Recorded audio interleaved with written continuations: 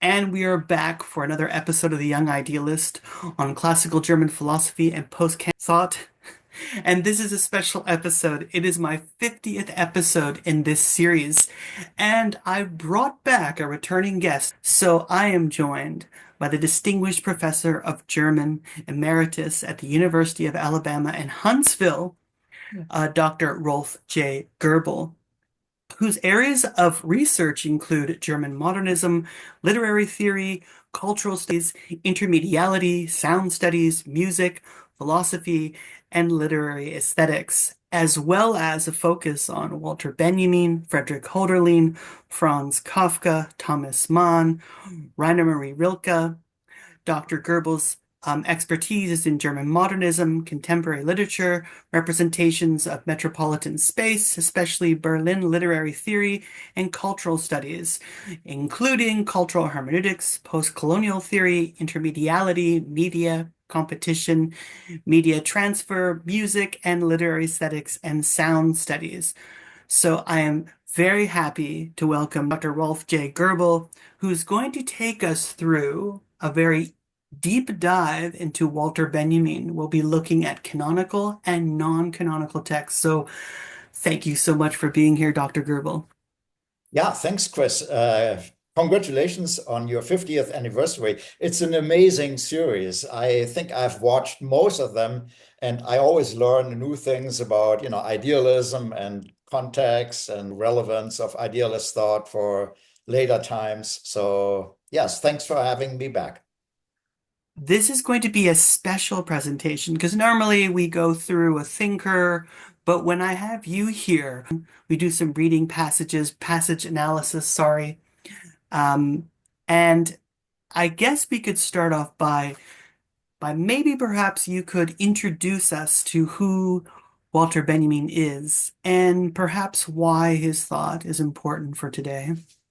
Yeah, that's a good and difficult question. But I'd say for me, Benjamin is the last European universal intellectual. That is a huge claim, but hopefully we'll address some aspects of it. He was born in 1892 and died in 1940. Like with other thinkers, it took a considerable time for Benjamin really to unfold his now literally universal reputation and meaning. But I feel that sort of since the 1960s,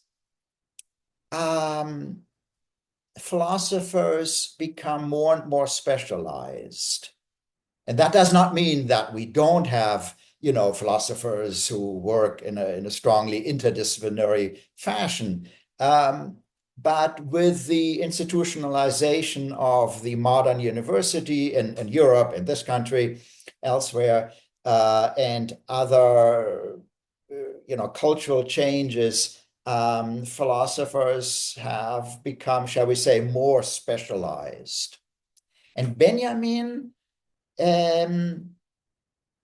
was specializing in certain areas, which I will try to sketch, but in such a way that he borrowed and synthesized a vast array of seemingly diverse or even seemingly contradictory traditions, intellectual traditions. And I use the term synthesize, which is not a good word because Benjamin is anything but a systematic thinker.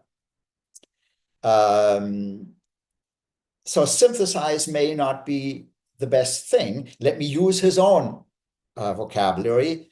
He combines a wide diversity of sometimes contradictory and certainly heterogeneous traditions into almost an intellectual montage. I'm thinking of these, montage artifacts in surrealism and the European avant-garde, where you take various bits and pieces and elements and you put them together in what Benjamin, to use another term, called constellations. The bits and pieces are the individual stars, but the real picture literally is the configuration of these traditions. And that's what Benjamin tried to do. And that's why I think he is really the last major montage thinker of the 20th century. It's certainly important when you have such an interdisciplinary thinker that also has a grounding in philosophy and metaphysics, but also in art and literature. And this is why you're here, of course, to kind of guide us through such a complex thinker as Benjamin. So you brought up his dates, so perhaps now we could maybe just give a brief biographical sketch on his life. Yeah, I think that would be useful. Before I do this, let me just at least just mention some of the traditions and fragments that he brought together. You mentioned literature, metaphysics. The early Benjamin is very, very rooted in idealism and other metaphysical traditions, media theory, um, Marxism, although he was not a political Marxist. I think he was not really a Marxist at all. Um, Jewish thought, especially Messianism, and we can go into this. But yes, let's begin with a few dates of this turbulent and in a way catastrophic life. So he belongs to the tradition of classical modernism, a little bit younger than Franz Kafka, one of his influences. He was born in 1892 in Berlin into a family of largely assimilated Jewish family. And he attended high school in Berlin, graduated from high school in 1912, began to study philosophy in Freiburg. And Freiburg, at that time, and still is one of the leading universities in Germany, especially strong in the humanities. And then in 1912, 13, he transferred back to Berlin, continued his studies there. Then in 1913, went back to Freiburg, and then again back to Berlin. So he was shuttling back and forth between Berlin and Freiburg. Even when he was a teenager, he attended what Germans call a Landerziehungsheim, a private boarding school in the countryside.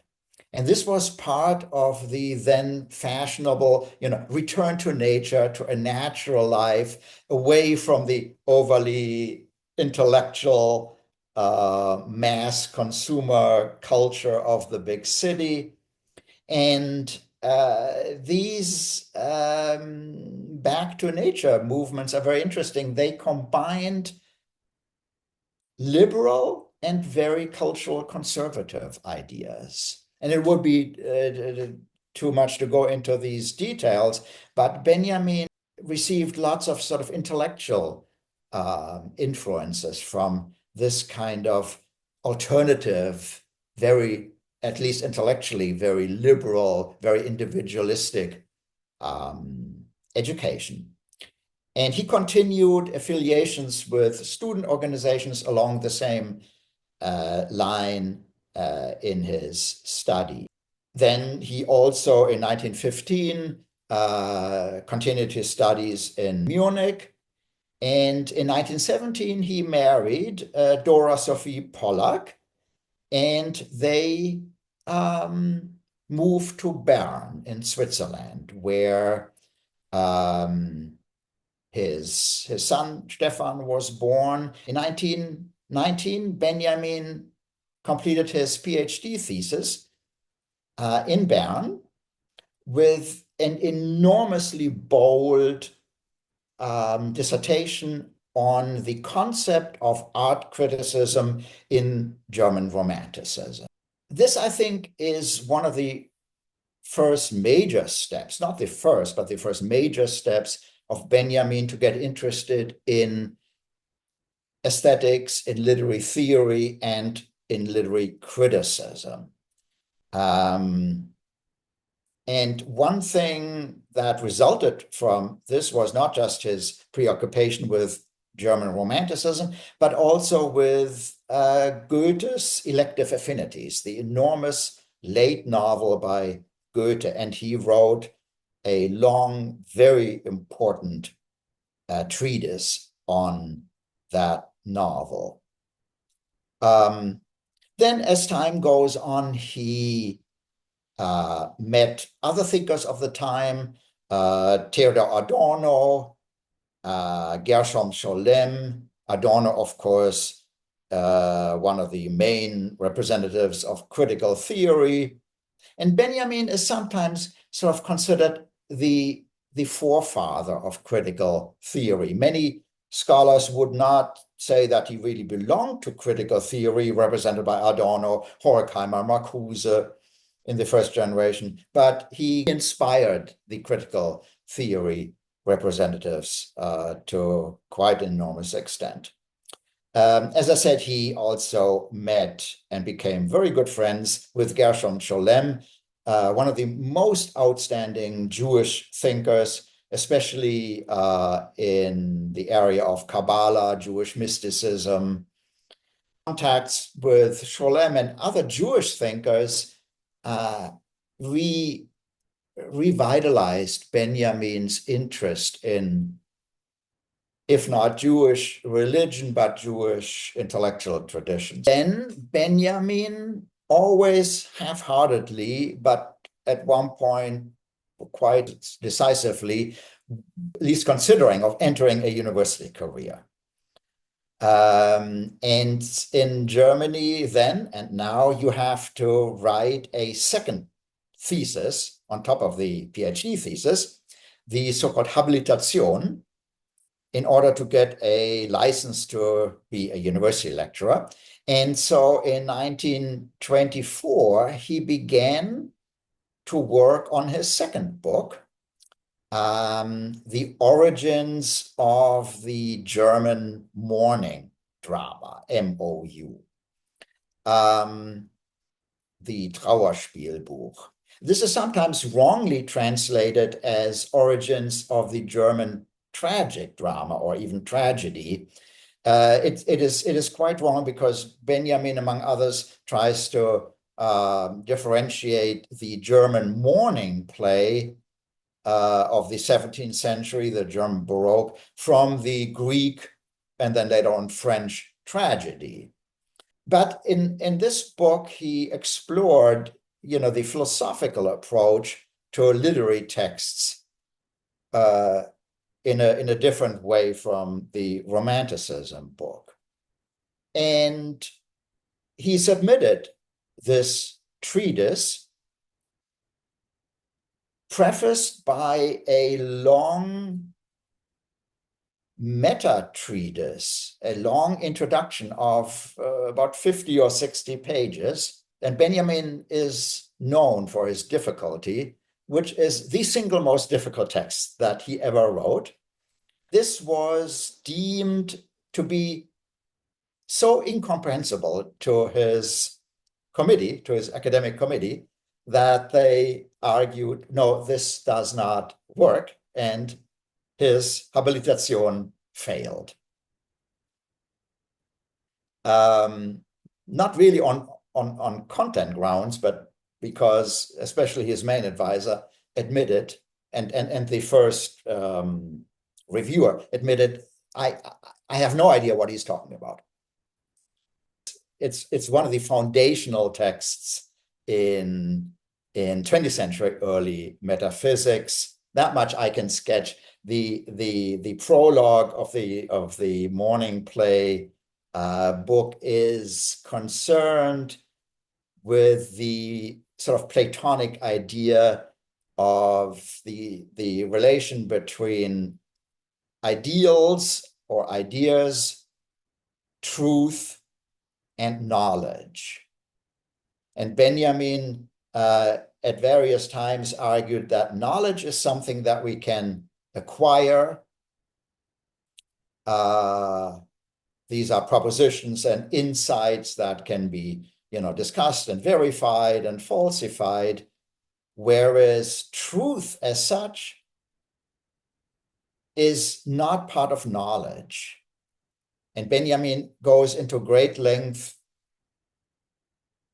intimating that truth exists sort of as a vantage point of thinking, but it cannot be conceptually or even discursively captured. So after his habilitation failed, Benjamin said, well, maybe I am not really cut out for a university career. As I said, he was never really convinced that this is what he was doing, what he was supposed to do. But he said, well, let's give it a try, and the try ended in utter misery. But Benjamin was not entirely disappointed that it failed. In 1930, his marriage broke apart. In 1926, he visited Moscow, established some contacts, again, very critical with the Moscow intellectuals. And now the most important period in his life begins in 1933 as the Nazis gained power. Benjamin goes into exile in Paris. And why Paris? Because another great influence was French thought, especially the works of the French great poet Charles Baudelaire. And he wrote a long essay on him, and we will talk about Baudelaire when we get to his sort of opus magnum, the Arcades Project. But in between, he also visited Bertolt Brecht, the outstanding German playwright Bertolt Brecht in his exile in Denmark. And it is also at this time that Benjamin undergoes a decisive shift, not really a break, but a decisive shift from the very important and yet underappreciated metaphysical origins of his thinking to a materialist thinking, largely under the influence of his interest in media technology and technological media. And so he wrote what has, for better or for worse, maybe for worse, become the most famous of his works, the essay, The Work of Art in the Age of, and I will quote the wrong earlier translation, in the age of mechanical reproduction. That's where the troubles with this essay start, because it is about as wrong as it can be. But this is the standard early translation. Let me read the title in German. Das Kunstwerk im Zeitalter seiner technischen Reproduzierbarkeit. So the current and correct translation is the work of art or the artwork in the age of the artworks of its technological or even technical reproducibility. And so not reproduction, but reproducibility, because Benjamin is concerned with what film and photography do to the perception of the traditional classical artwork. Because we don't have to go into this essay at great length, let me just sketch one or two ideas, because again, I want to move our attention away, not from this enormously important essay, but from the idea that for many of us, the reproduction essay is Benjamin, okay? It is not. But what he tried to do is he said, technological changes, technological media changes affect our entire perception of art, classical art, and reality in general.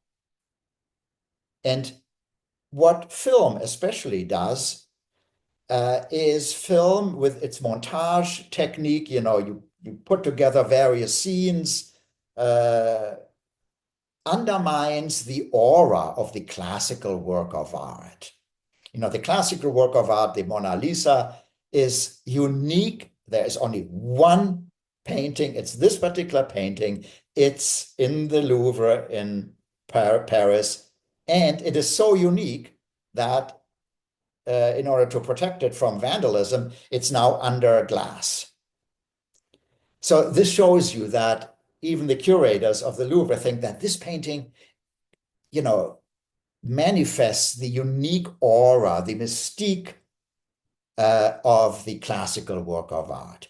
And Benjamin said, film is endlessly reproducible, like a photograph. He says the uniqueness and the authenticity of the classical work of art gives way to endless copies that can circulate in all kinds of movie theaters and become part of the commodity culture of the early 20th century. And the other idea that I find particularly important in the reproduction essay is that Benjamin says the film camera, is not just passively recording the set and the actors, but is actively intruding into reality. Media intrude into reality because the actors are not theater actors. They play literally for the camera. They modify their voice, they modify their gestures for the camera. And Benjamin takes that to argue that, again, media don't just reproduce reality, but change reality by changing our perception and interaction with the real. Okay. So he spends time on and off in Paris. Things in Germany get catastrophic. Benjamin, being Jewish, is put into a labor camp in Nevers in Paris for 2 months, from September to November 1939. And you can imagine what this does to a highly sensitive European intellectual whose entire life is very deliberately, even more one-sidedly and radically than other thinkers, devoted to thinking, to literature, to philosophy, to what he calls studium, to a comprehensive study. And in 1940, he wrote his last very important essay, the Theses on the Concept of History, where he ingeniously combines messianic thought, the intellectual version of Marxism, not really the political version, but the intellectual version of Marxism, history, and so on and so forth. Well, the Nazis catch up with him. Of course, they occupied parts of France. So in June 1940, Benjamin leaves Paris and with 2 or 3 friends moves to the south of France. He had obtained an exit visa and entrance visa for an exile in the US. And that is very important because the Institute for Social Research, the Foundational Institute of Critical Theory of Adorno and Horkheimer, had by then moved to New York. And in California, you had virtually all the great German intellectual artists gather, the composer Schoenberg, the writer Thomas Mann, and many others. So Benjamin could have joined them, but he didn't. for all kinds of practical and other reasons, I think. And anyway, so he moves to South France because he wanted to cross the border to then free Spain, maybe to gain access to the US via Spain. Anyway, that failed. That crossing failed. Benjamin and his friends were detained at the border, and Benjamin was totally exhausted mentally, emotionally, and physically. He had a very serious heart condition. On September 27th of 1940, he died of an overdoses of, I think, morphine. He had been prescribed morphine as a medicine by his doctor, and he died. Most scholars agree that this was a suicide. There are some scholars who argue that it could have been an accident, but if we put the entire picture of this desperate and desperately displaced intellectual who thought his last hope was crossing the border, it is likely that he committed suicide. He was found, he survived for a few hours and then passed away. And he is buried in Corbeau, that little border town in South France. So that is his life. What an incredible, creative, intellectual life, yet, plagued with tragedy, but also triumph. Such brilliant works. My next question, which is basically to try to understand the influences that made up this very complex thinker. Um, who would you say, and I mean, it doesn't have to be philosophical, it can be literary, it can be artistic, it can be many. Who are Benjamin's major influences on his intellectual thought? Um, The earliest influence, I would say, is metaphysics, European metaphysics, at least metaphysics as filtered through German idealism. And I don't want to say that there are, direct influences, but certainly, I mean, he read Kant and Hegel, so that's one influence. And then he was really influenced by literary genres.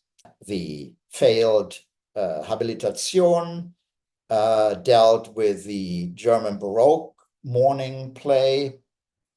He wrote, as I mentioned, this enormously complex and rich essay on Goethe. He wrote an equally important essay on Kafka on the 10th anniversary of Kafka's death, who died in 1924. I also mentioned that he was influenced by Baudelaire because he thought that Baudelaire in his poetry had emerged as one of the most important poet of urban metropolitan modernity by Marxism. But as always, in a very free and eclectic and in a way idiosyncratic and even iconoclastic way. And that's why, we should be thinking in terms of Benjamin grabbing all kinds of strands and putting them together into these montages, rather than saying, well, he wrote this essay on Goethe, hence Goethe was an influence. And I know that's not what you are implying, but his very detailed work on particular philosophers and philosophies may suggest that he was directly influenced in this sort of substantive way, which I think is not the way he dealt with all kinds of traditions. I think you brought up a lot of important influences, the Romantics, of course, the German idealists, who have a strong place in my heart. Also the literary figures, so Baudelaire. Um, and you had mentioned before another figure that really truly interests me, Gershom Scholem. So the kind of messianic, as well as the Jewish mysticism and Kabbalah. So we've got quite a montage, as you've been saying, uh, of influences. I think now we can maybe pivot and turn to some passages for some textual analysis. What do you think? Yes, yes, I think we should do this um, because Benjamin, being interested in these montage effects, always insists philosophy is done on the basis of particular, densely detailed texts.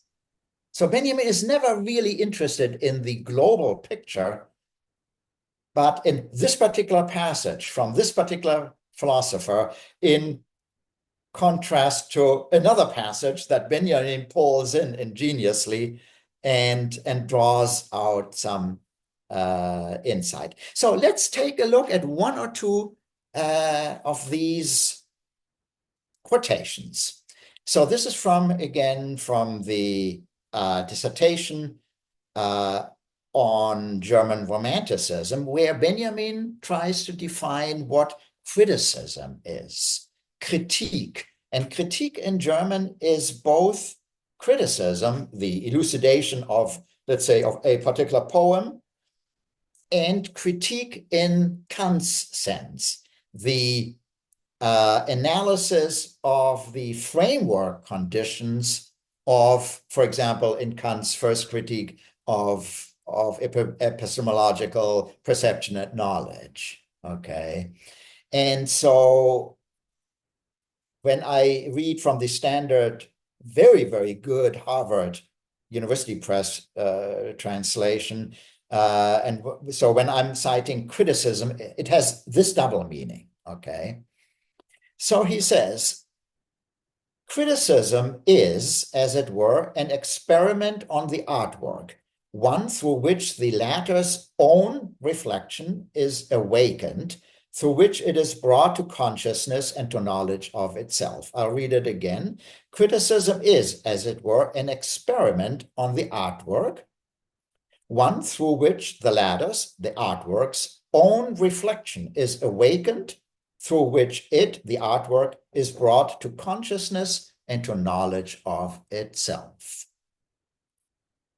So what he is saying is that the function of criticism, of critique, is not to elucidate what's on the page already, or even between the lines. It is a radical type of hermeneutics that presupposes that any literary text and philosophical text is not a bunch of dead letters reflecting the great thought of the Kants and Hegels and Schellings and so on, but that the text itself, the literary or philosophical text itself, has a latent, a potential self-consciousness, the way you and I as human subjects have a self-consciousness. And this is very, very radical. He is not the first to advance that theory, but he pushes it to an extreme, like he does with everything. Benjamin is the great explorer of depth of certain concepts that he felt at least others touched upon, but hadn't fully explored. So he says, criticism is not sort of an explication. What does the text mean? But it brings the text's self-reflexivity to the fore. And it shows that the text itself thinks about itself, explains itself, elaborates on its own, shall we say, literary images, philosophical ideas, and so on and so forth. And in that sense, he says, critique enables the text to gain knowledge of itself, again, the way we as human subjects have the potential of gaining knowledge of ourselves. And for that reason, because critique is not just explaining and filling in the gaps in the text, but brings the text to its full self-awareness, that's why he says criticism in its central intention is not judgment, meaning not just an explication, but on the one hand, criticism is the completion, consummation, and systematization of the work of art, of this particular poem, this particular painting. And on the other hand, it's the works of art's resolution in the absolute. Here you see his idealist roots, right? Self-consciousness, self-awareness are the pet topics of, our friends Fichte and Schelling and Hölderlin. And Benjamin sees that going on in the work of art. So the work of art becomes, like the human subject, a subject with its own intentions and with its own desire for completion. The text has the desire to complete itself and can't do this by itself, but requires criticism to, like a midwife, to enable the text to attain self-knowledge and consummation. The rather enigmatic phrase resolution in the absolute is the entire institution of art, not just of literature or paintings or music, but in its universality.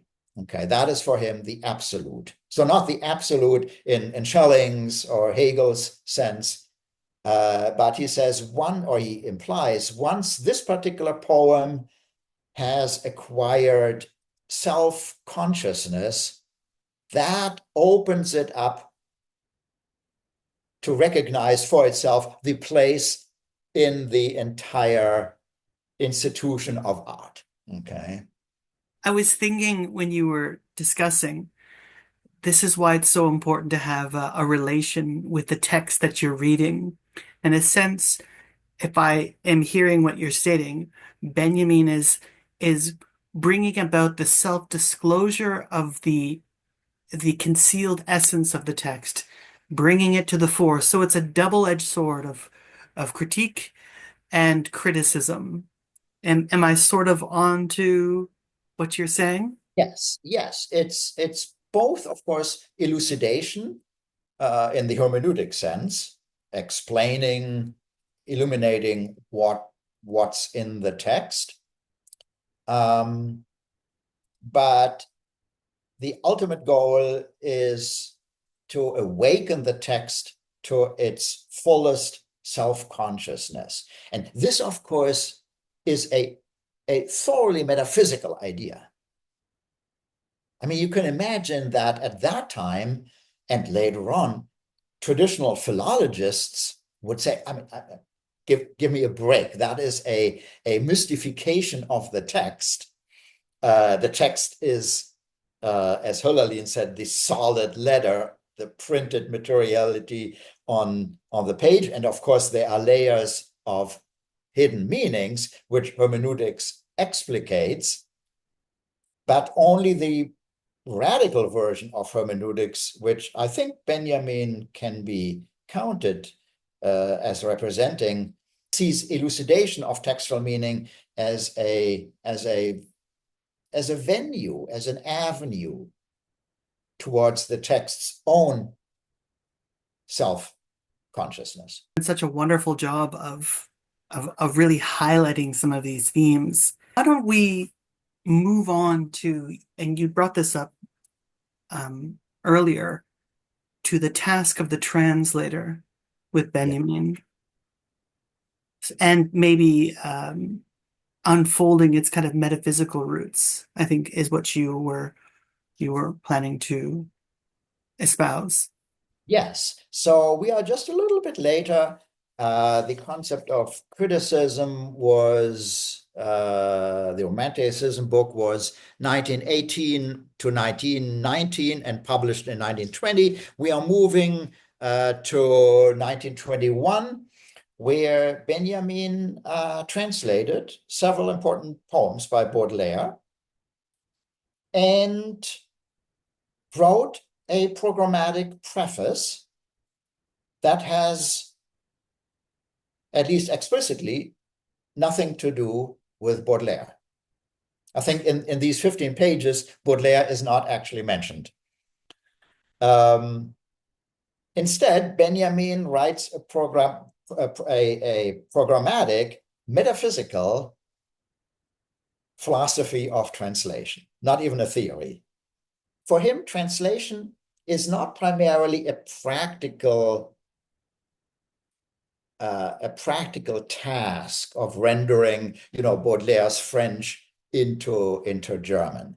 That is of the pragmatic task. One particular text is translated into German and Japanese and English and what have you. Those languages, the target languages, reveal themselves to be, as he says, fragments of a broken vessel. He's thinking of archaeological vessels, right? The archaeologist finds a vessel and it's just broken, and then the archaeologist glues these vessels together. And yes, there are one or two pieces are missing, but you can see the vessel, but you see the fractures, right? This is what translations do. And what is revealed by this gluing together of diverse languages is not primarily the meaning of the original, this particular poem by Baudelaire, but something much more important, what he calls the pure language, die reine Sprache. And he develops that concept in other earlier essays on the metaphysics of language. He, like other key concepts, leaves it intentionally very open and vague, because like Heidegger, he fears that extremely complex ideas, if they are too neatly conceptualized, they become mechanized and objectified. So the pure language is pure because it cannot really be conceptualized neatly, for example, by you and me right now. It does hark back to the Adamitic language, the prelapsarian language in Paradise, not presumably separated into different languages. It's the language of God, of Adam and Eve.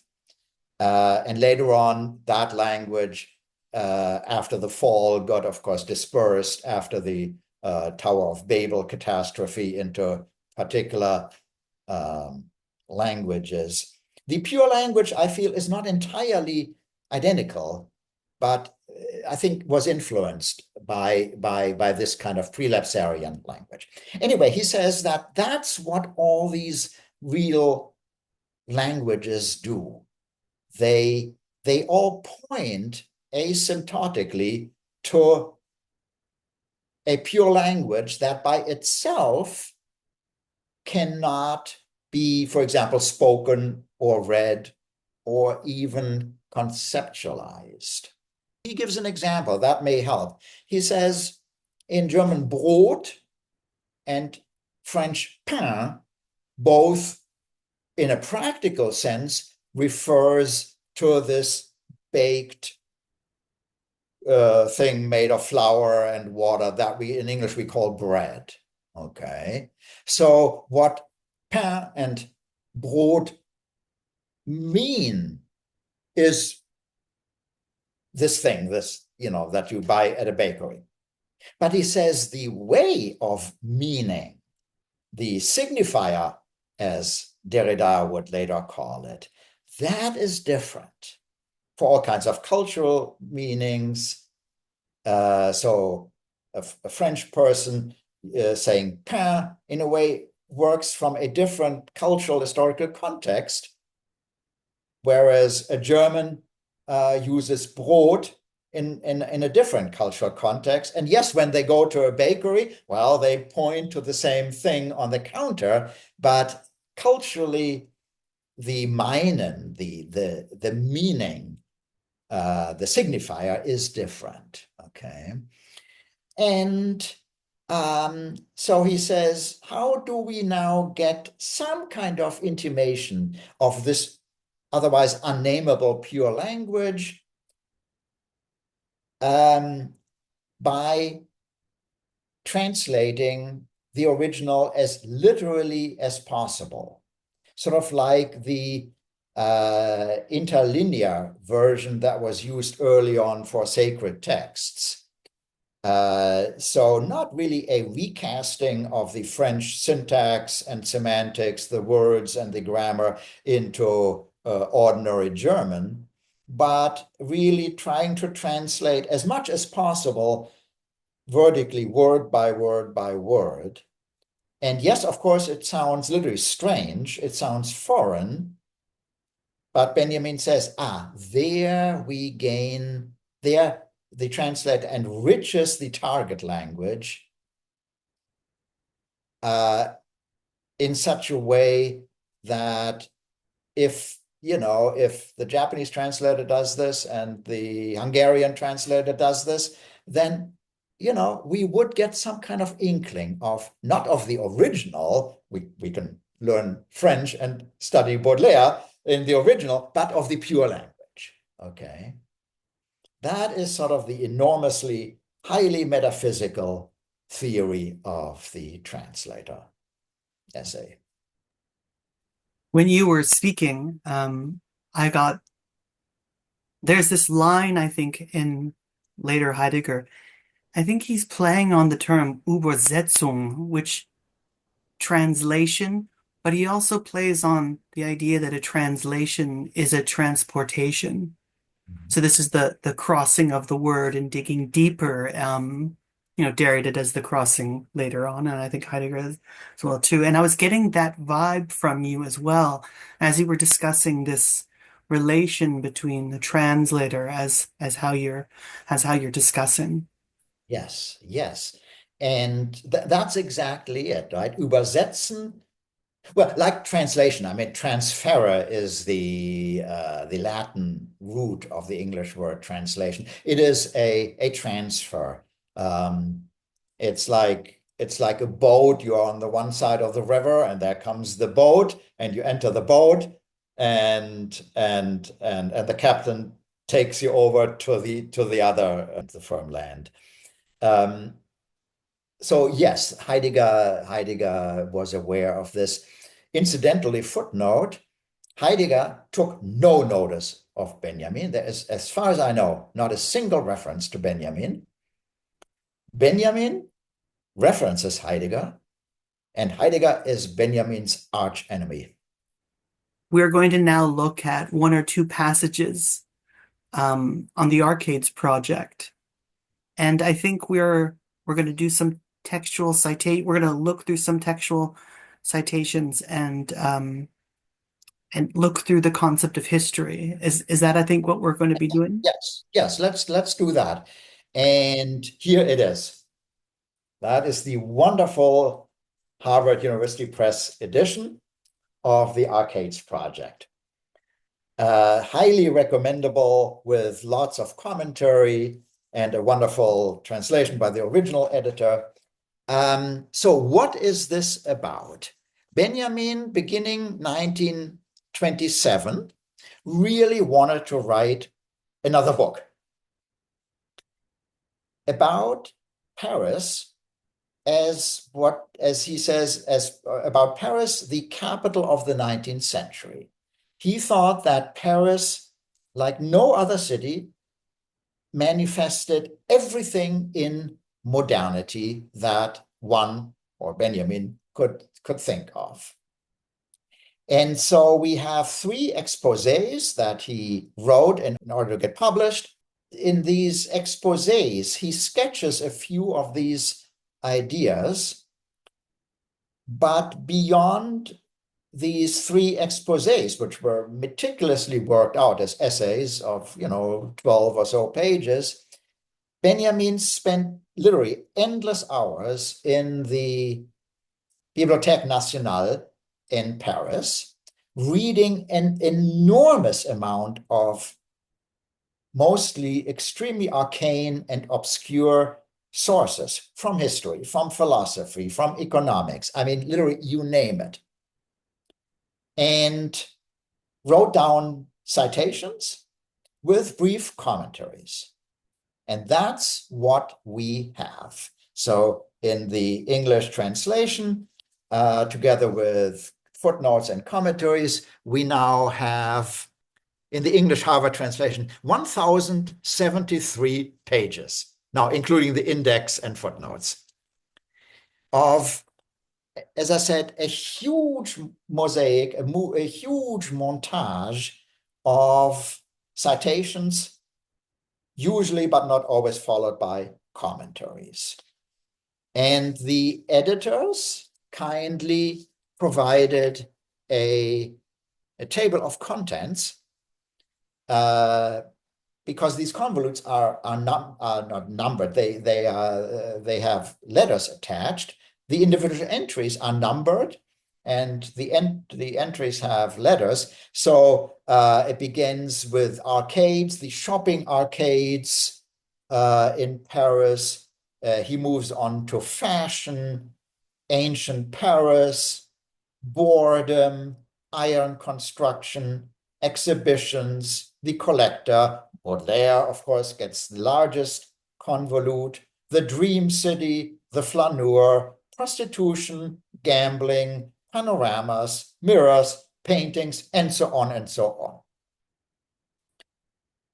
So we see from this table of contents that this is not a unified, certainly not a systematic work, but at least in its stage of drafts here, it is a totally diverse, heterogeneous accumulation of fragments, aphorisms, citations, some of them longer, some of them shorter, full of gaps, full of breaks, full of contradictions.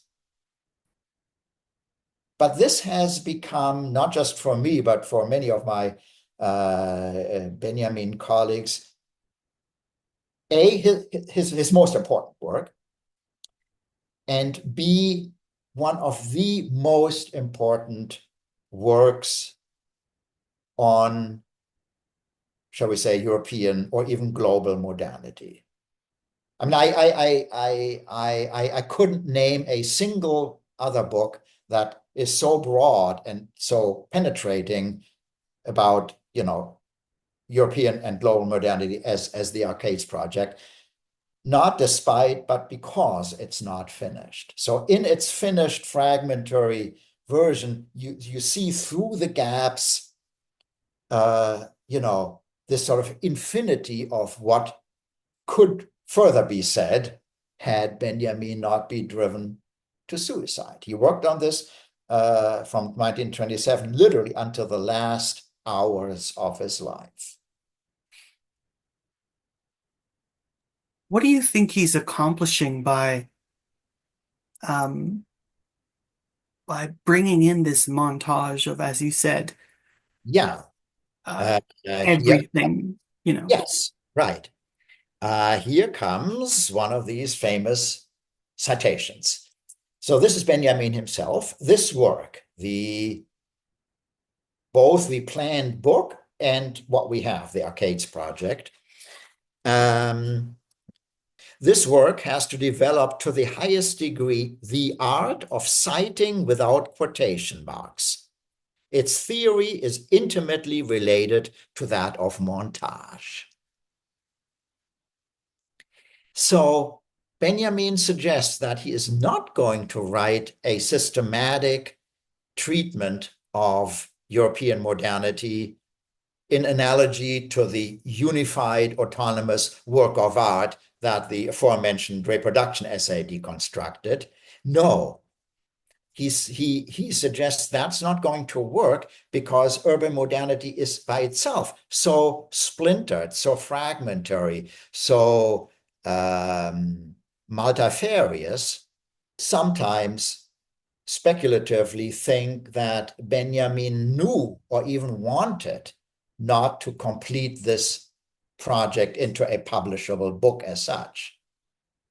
I have the feeling, although this is probably not philologically or historically correct, that Benjamin at least subconsciously or even consciously felt that he wanted to just present this montage assembly. When I prepared for this lecture an hour ago, it occurred to me that what Benjamin in the Arcades Project does is what Deleuze and Guattari later on theorized as the assemblage. And in Deleuze and Guattari, the assemblage is also this kind of machinic assemblage of all kinds of interrelated elements that have no center, no framework, no system, but are like a rhizome. The rhizome in French is constantly meandering ad infinitum from one topic to the next, to the next, to the next, to the next, without ever coming to a full stop. And when I first dealt with the Arcades Project, I hadn't read Deleuze and Guattari, but when I read them, it occurred to me, that makes sense. That applies to the Arcades Project. Right? Let me quote another one from the same convolute N, which outlines the theory of the entire thing. Method of this project, literary montage. I needn't say anything, merely show. So I'm not doing hermeneutics, Benjamin says. I am just showing you these fragmentary texts. I shall purloin no valuables, appropriate no ingenious formulations. But the rags, the refuse, these I will not inventory, but allow in the only way possible to come into their own by making use of them. And that's why we have, this is the page, I don't know if we can show this, here, right? We have just these fragments, quotations and citations and commentaries, and Benjamin just copied them because he wants to allow them to show themselves. The commentaries sort of reflect on what it means, but it's really important that the quotations themselves speak for themselves. And in both editions, in German and in English, the quotations are in one font and Benjamin's commentary are printed in a different font so that you can see this montage effect.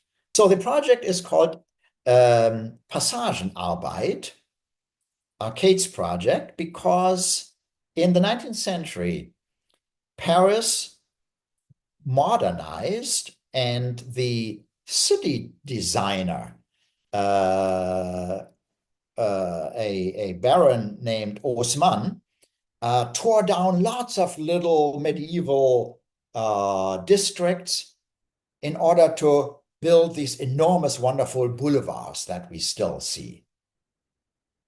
You know, sort of like in New York, Madison Avenue and Fifth Avenue. And to connect those boulevards, the city designers built roofed shopping plazas, shopping arcades.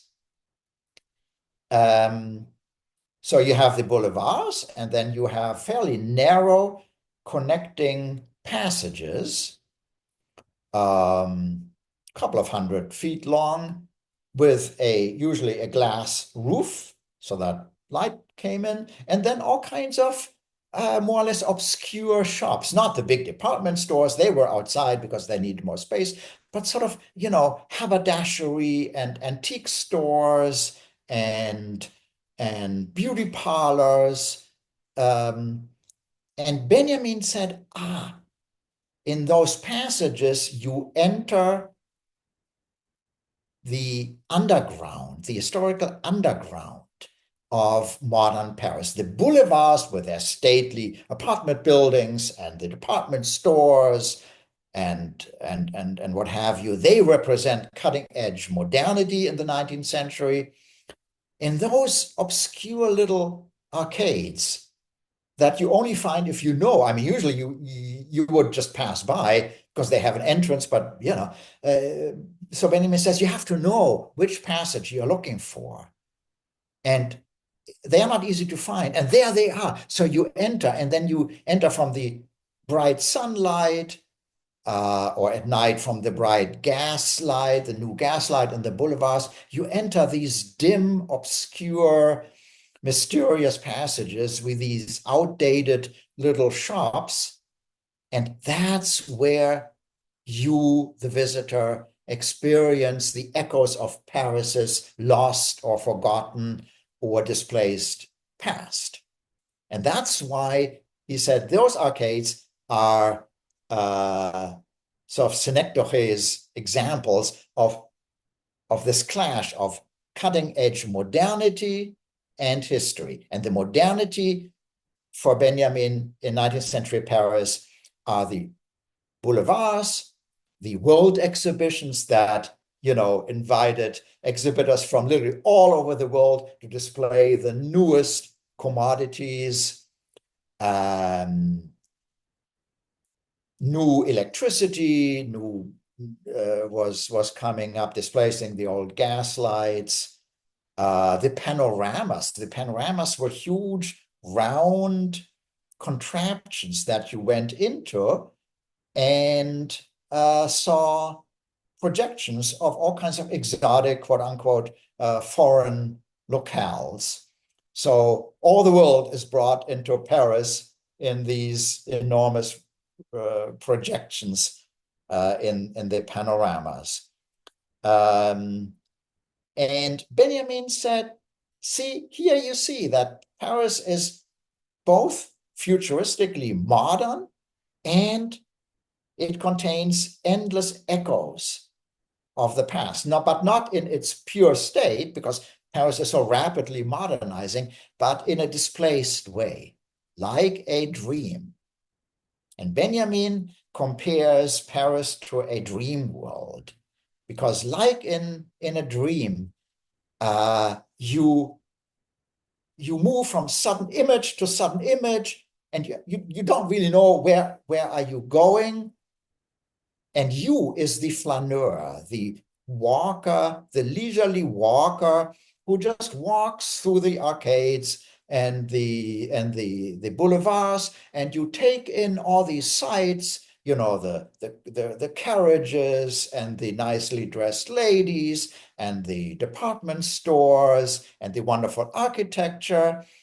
And then you go into the passages, into the arcades, and that's where you feel the remnants of these arcane stores. And then you get tired and you take the new metro, the subway, and you descend literally into the Hades, into the underworld of Paris. And then you hear the rumbling train sounding like some mysterious mythological monsters coming out of the labyrinth of these tunnels, the metro tunnels. And you go on and on and on, and you have no goal. It's the Deleuzian rhizome that begins nowhere, has no center, doesn't end anywhere, but creates this sort of dream world of phantasmagorias, of spectacles where you don't really know what do they mean, where do they come from. It's just this onslaught of noise and images and people and ideas and historical echoes all jumbled together into this sort of montage assembly. And that's what these entries try to catalog in, 1,000 plus printed pages.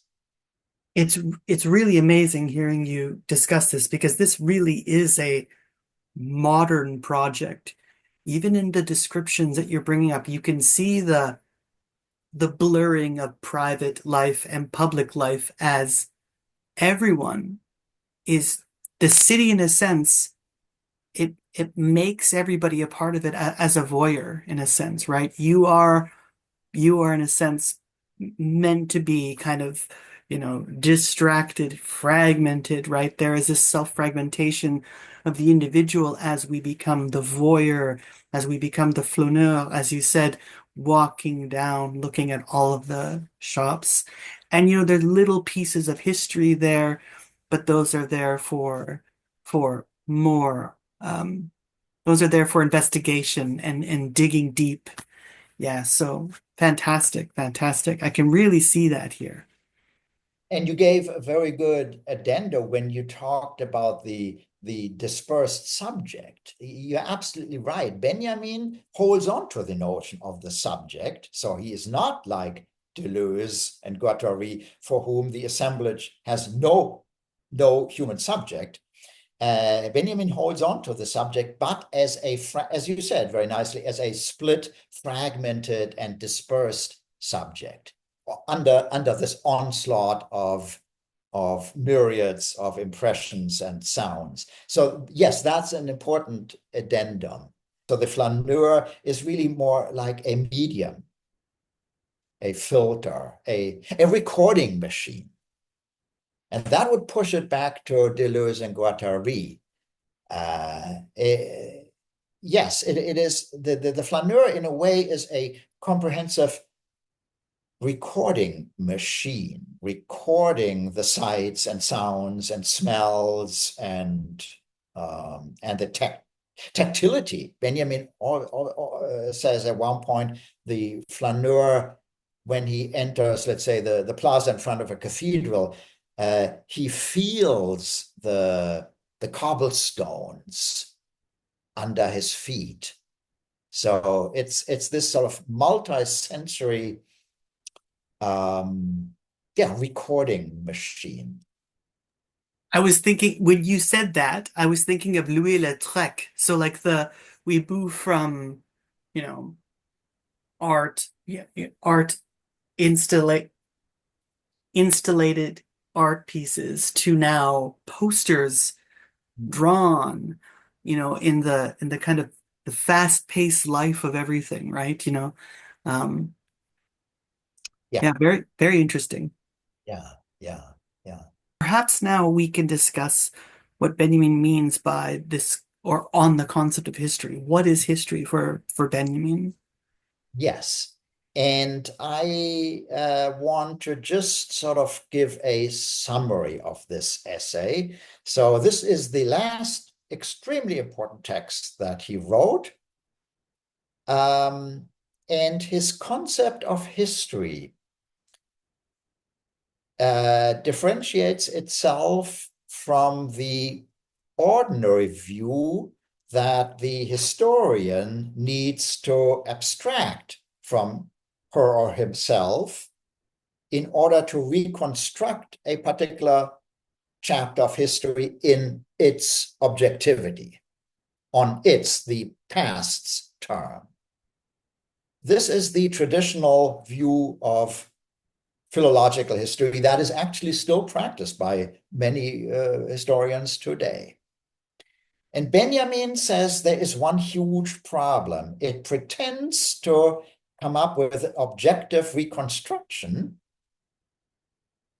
by forgetting that the historian herself is embedded in her present. And objective reconstruction of history cuts the umbilical cord, as it were, between past and present.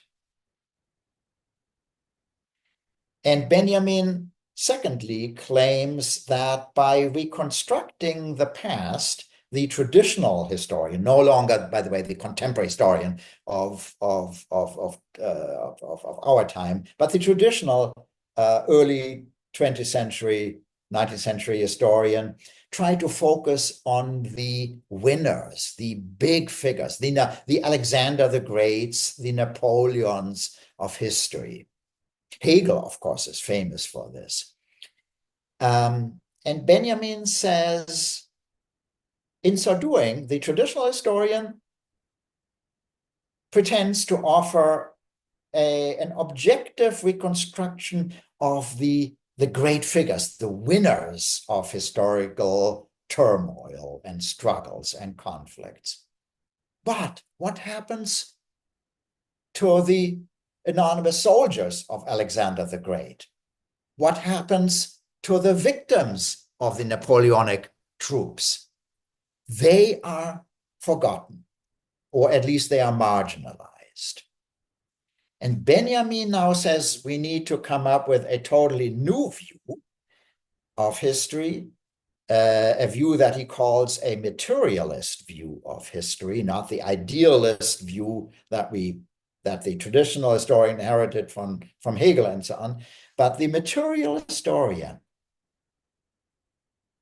is aware that he himself lives in a present time of danger, of risk, of turmoil, of conflict.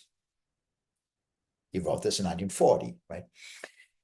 In the middle of the Nazi regime and World War II. The historian himself lives in a time of crisis and needs to retrieve those marginalized, forgotten moments of history that reflect the unwritten fate of the victims, of the oppressed, of the forgotten, and relate those stories to the historian's own present.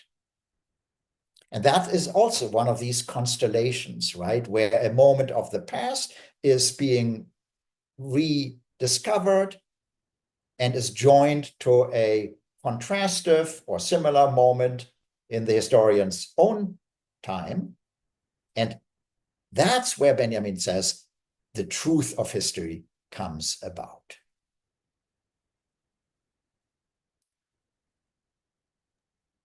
Well, I think that is, again, you've given us so much to think about, so much to really absorb and take in. And I can't thank you enough for giving us such an in-depth and such a rich reading and experience of Benjamin. So thank you so much for doing this, being a part of this special 50th episode, and again, for helping us and the viewer navigate through this very rich and complex thinker that isn't so easy to grasp, but you've done such a great job of really giving us a picture of Benjamin's thought and life. Yeah, thank you, Chris.